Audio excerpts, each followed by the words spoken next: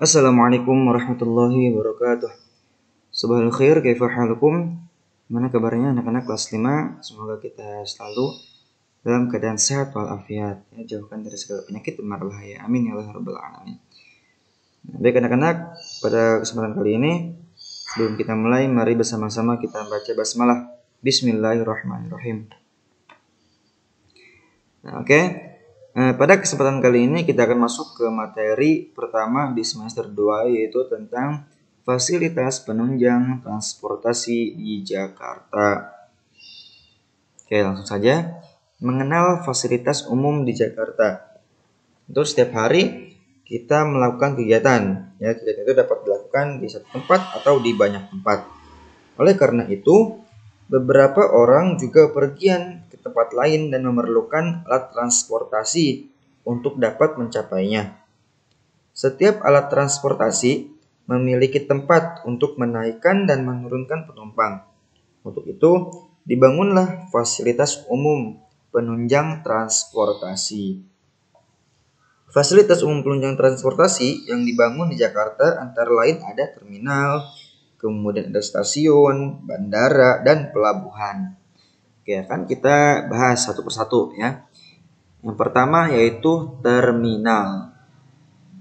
Terminal adalah tempat kendaraan umum menaikkan dan menurunkan penumpang.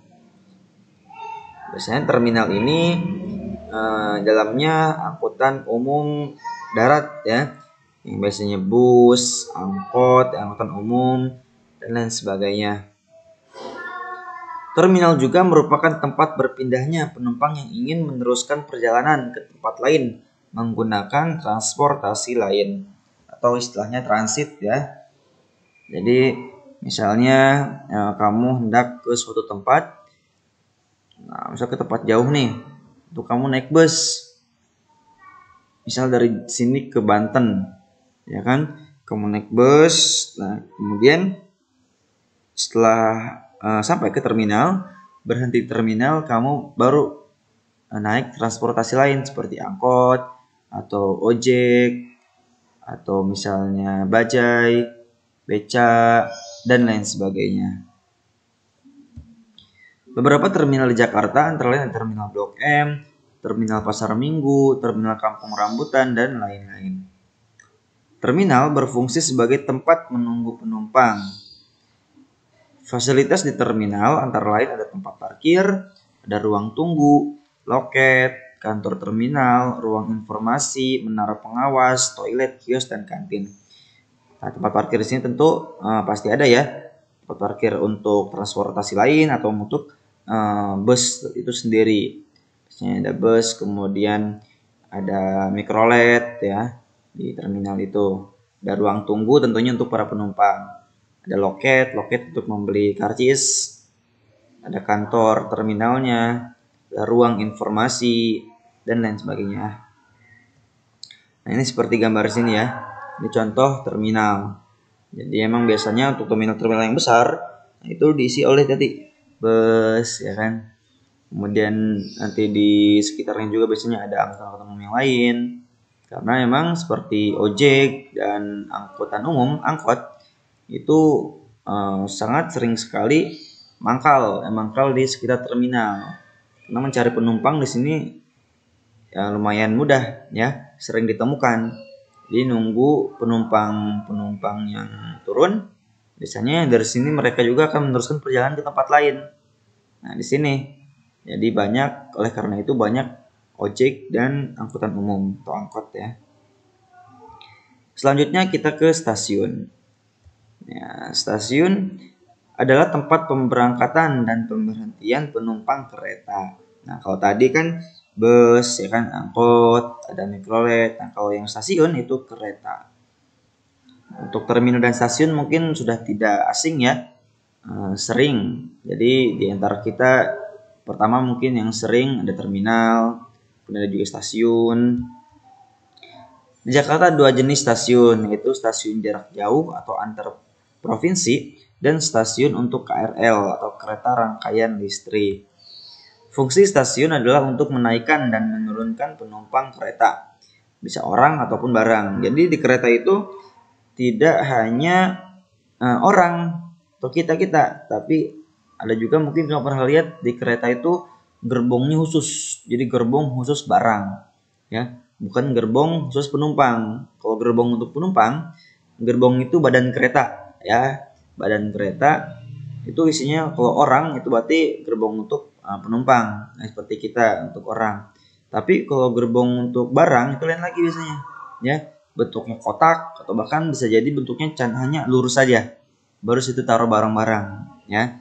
Dan biasanya untuk barang ini jarak jauh dan dia jarang sekali berhenti di stasiun, ya, kecuali stasiun pemberhentiannya, stasiun akhir dan stasiun awal pemberangkatan.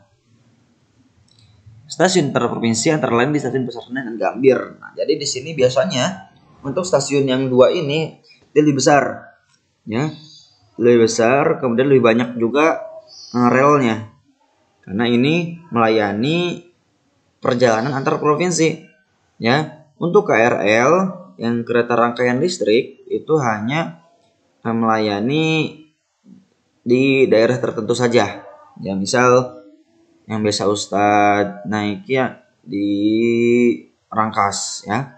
Biasanya Ustadz kalau pulang kampung naik kereta di Rangkas sampai ke stasiun Tanah Abang. Tanah Abang juga nanti ada lagi, jadi rutenya pendek-pendek, ya. Misalnya di Jakarta ada juga yang dari Manggarai ke Bogor, rutenya pendek, ya. Tapi untuk di Pasar Senen dan Gambir itu bisa ke antar provinsi, ya, bisa ke Bandung, bisa ke Jogja dan lain sebagainya, ya. Di stasiun kita dapat menemukan ruang tunggu atau peron, tempat penjualan tiket, dan ruang kepala stasiun. Nah, ini gambarnya ya. Nah, peron itu ya, itu pinggir itu. Sebelah kiri yang ada orang tuh, nah, itu peron. Biasanya tandai ada peron 1, peron 2, peron 3 tuh. Bisa kita lihat di angka di atas tuh. Sebelah kiri ada angka 1, berarti peron 1. 2 berarti peron 2, 3 berarti peron 3. Sebelah sana lagi ada 4 berarti peron 4, ya. Jadi di sini tempat menunggunya, tempat menunggu para penumpang. Nah, untuk sekarang pun karena masih social distancing, masih pandemi, nah itu tempat duduknya dibatasi. Biasanya bisa masuk atau duduk 8 orang kurang lebih, sekarang hanya 4 orang saja, ya. Di satu bangku yang panjang itu, ya, untuk KRL. Selanjutnya ada bandara. Nah, kalau bandara dibanding dengan dua fasilitas yang tadi, stasiun dan terminal, ini bandara mungkin jarang, ya, jarang sekali, kecuali mungkin di antara kamu ada yang sudah naik pesawat. Nah, itu pasti ke bandara dulu. Nggak ada yang pulang kampung ke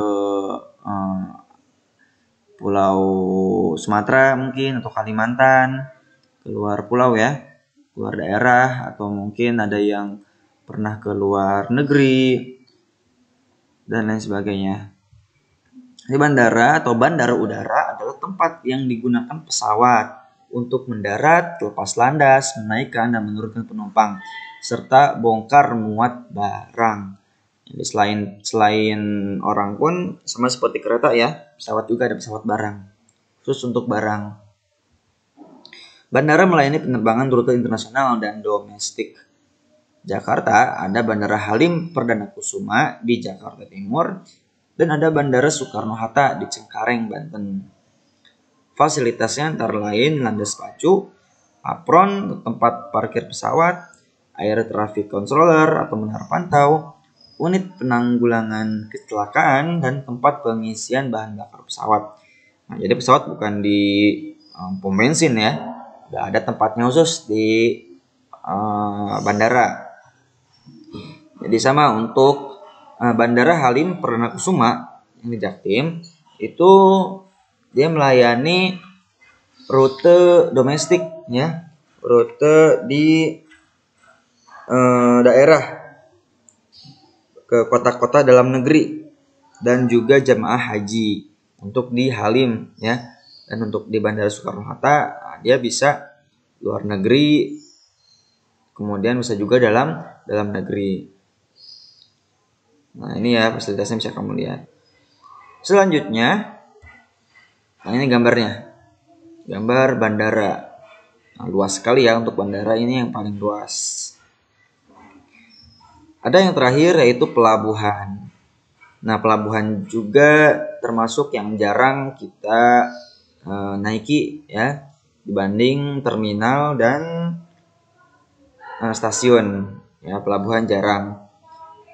Pelabuhan merupakan tempat perairan yang terlindungi dari gelombang dan digunakan untuk berlabuhnya kapal. Berfungsi untuk menaikkan dan menurunkan penumpang, perbaikan kapal, pengisian bahan bakar, dan bongkar muat barang. Di Jakarta ada pelabuhan Tanjung Priuk dan pelabuhan Sunda Kelapa. Ini gambarnya. Nah, ini gambar pelabuhan. Jadi emang ini untuk pelabuhan berarti transportasinya kapal, dan jarang sekali ya. Mungkin di antara kamu juga hanya berapa saja yang pernah naik kapal. Mungkin ketika ke Lampung ya, ke pelabuhan Bakauheni, atau misal ke Kalimantan, jarang ya. Tapi di antara kita jarang. Ustadz pun hanya pernah sekali saja dulu ke Lampung. Itu udah lama, waktu masih mondok dulu, liburan. Nah, cukup sekian yang dapat saya sampaikan untuk materi kali ini. Untuk sementara tidak ada tugas. Untuk tugasnya insya Allah akan Ustadz sampaikan minggu depan ya. Untuk tugas PLTJ nanti ada minggu depan. Jadi untuk sekarang hanya menyimak saja ya pembahasannya. Apabila ada yang kurang jelas atau perlu ditanyakan, silakan jawab dari Ustadz. Nakhtatim bilhamdulillah, alhamdulillah, amin. Semoga bermanfaat. Assalamualaikum warahmatullahi wabarakatuh.